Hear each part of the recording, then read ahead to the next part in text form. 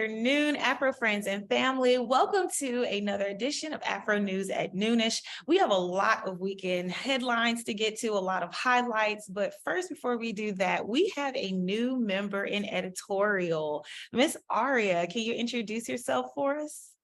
Hi, everybody. My name is Aria. As Alexa said, I'm a part of the editorial team, and I also do some work with the digital team as well. So if you guys have seen me before, that's definitely for a reason.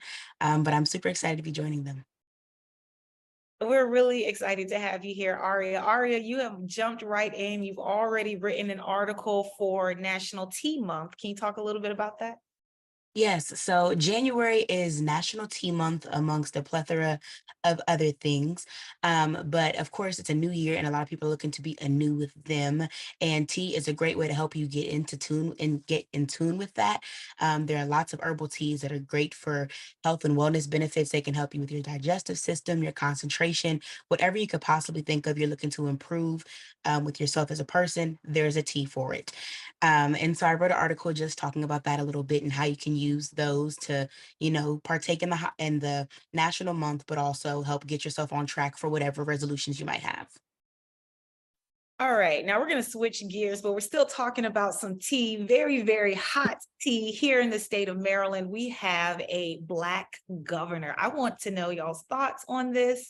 What do y'all think our new governor, Wes Moore, is going to do in office? How do y'all feel having the first Black governor for the state? And he's the only sitting Black governor in the country right now. What do y'all think about this? Let's go to Tashi and Nadia first. Yeah, that's correct.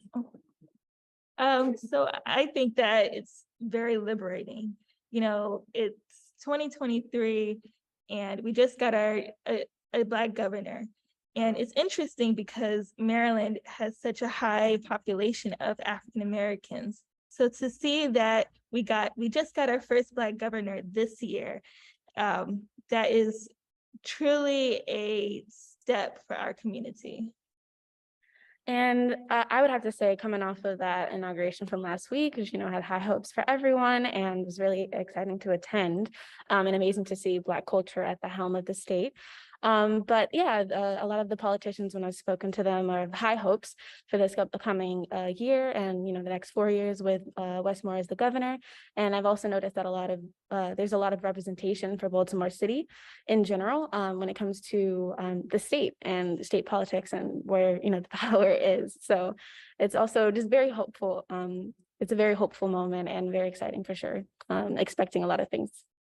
Hopeful is definitely the word, Tashi. Thank you for that. Here in the state of Maryland, we have elected such a diverse group of leaders. It was really exciting these past 2 weeks to see everyone inaugurated and to take their office. Aria, what is it like outside of the state of Maryland? Are they talking about Wes Moore and what he's doing? I've heard a little bit of talk about it or whatever, especially because, like you said, to be the only current standing Black governor, it's definitely gotten some talk. Not as much as I'm sure it's getting there in Maryland, but nonetheless, people definitely seem to be extremely excited about him. My mom was trying to figure out, she's like, "You think he's going to be the second coming of Obama?" I was like, "I don't know. I don't know. There seems to be a lot of potential for it." So I'm super duper excited.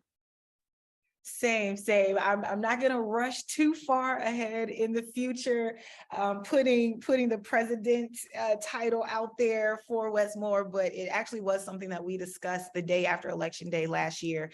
And I think it's definitely in the cards for him, but let's see what he does in Maryland first. All right. Well, thank you for joining us for another edition of Afro News at Noonish. Welcome, Aria. We're happy to have you a part of the team, and we're excited to see what you do. You can find more articles and content on afro.com, as well as on all of our social media pages on Facebook, IG, and Twitter. Let us know what you think about Maryland's first Black governor and what do you want to see from him in his first term in office.